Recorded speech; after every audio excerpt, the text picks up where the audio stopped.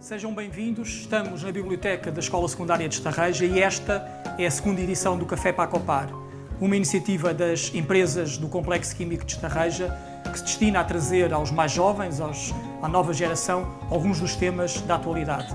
O tema que escolhemos para hoje é a biodiversidade e a conservação de habitats. O meu convidado, como eu vos dizia, é o Zé Alves, é um dos principais investigadores portugueses na área das aves migradoras, das aves limícolas, que já vamos saber o que é. No fim desta sessão todos vocês vão saber o que é aves limícolas, tenho a certeza. E o Zé Alves é investigador da Universidade de Aveiro e do CESAM, que é o Centro de Investigação da Universidade de Aveiro. Zé, muito obrigado por estares aqui. Ia-te pedir para abrirmos a sessão que nos falasses aqui um pouco sobre a tua investigação. O que é que estás a investigar? Muito obrigado. Antes de mais, boa tarde a todos e agradeço também o convite para estar aqui presente e falar um pouco da minha investigação. O meu trabalho em biodiversidade é através das aves limícolas e das aves limícolas migradoras. Aves que se deslocam grandes distâncias entre as suas zonas de reprodução no norte da Europa e, sobretudo, na zona polar e as zonas de invernada, quer em Portugal, aqui na área temperada, mas também nos trópicos, em África. Queria-vos perguntar como é que acham que é possível seguir estas aves? Ou seja, como é que os biólogos podem saber como é que é a rota das aves? Como é que podem estudar estas rotas? Através de chips implantados. Na verdade, o estudo destas aves, e não estás errado. É okay? quase, é quase. Como é que nós sabemos que estas aves migram 11 mil quilómetros sem parar?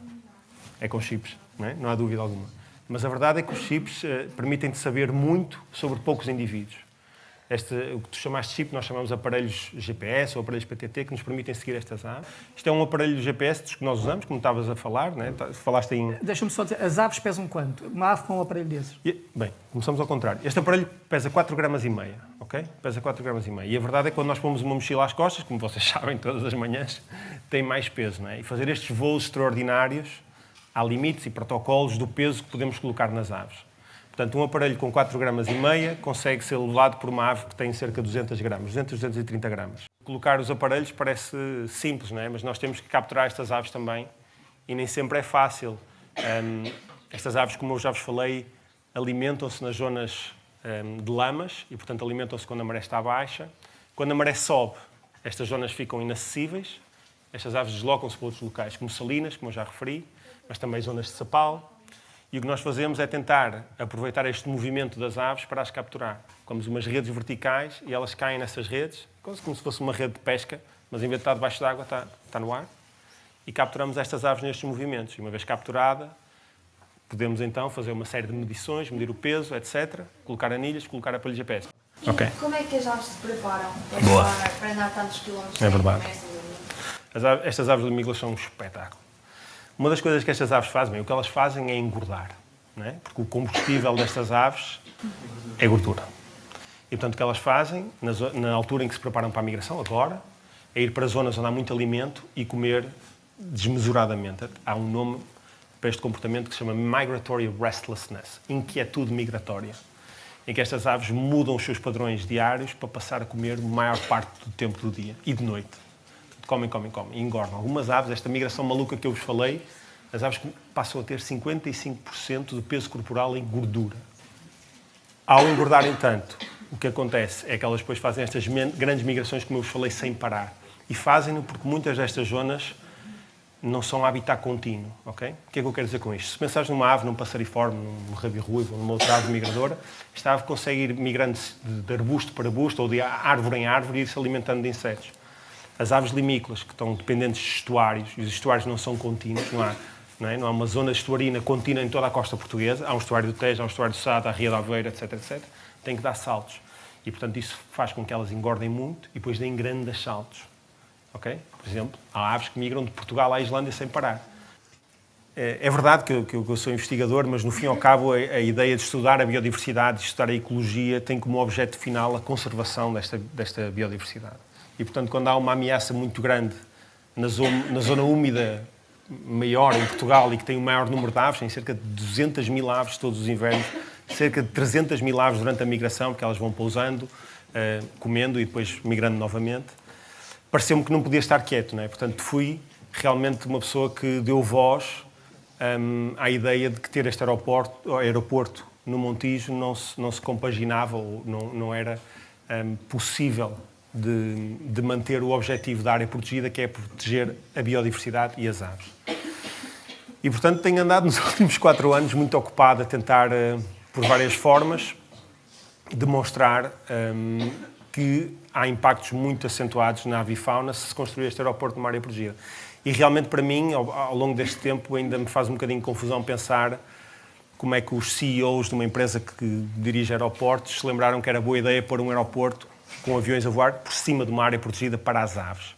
Para mim, mostra-me que há uma desconexão. Não é?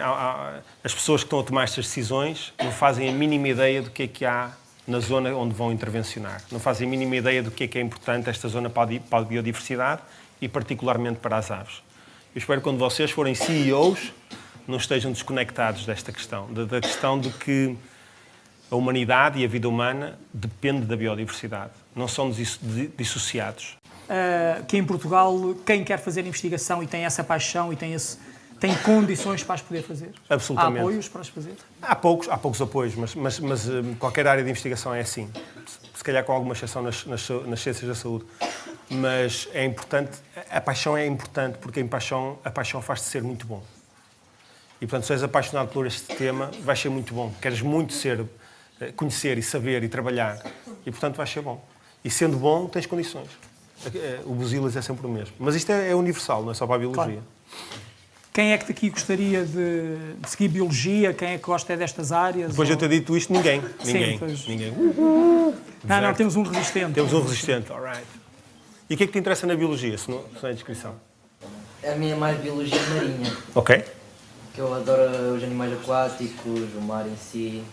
Ok. Isto seria uma área que eu gostaria muito de seguir mais para a frente. Então, e predadores naturais? As aves que estudam migram lá para a Islândia têm predadores naturais? É uma boa questão. Tem.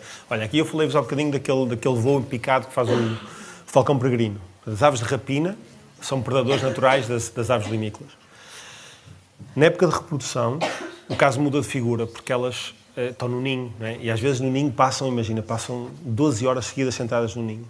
E ao estarem sentadas no ninho, muitas vezes muito camufladas e escondidas, têm predadores também que são mamíferos, como é o caso da raposa do Ártico.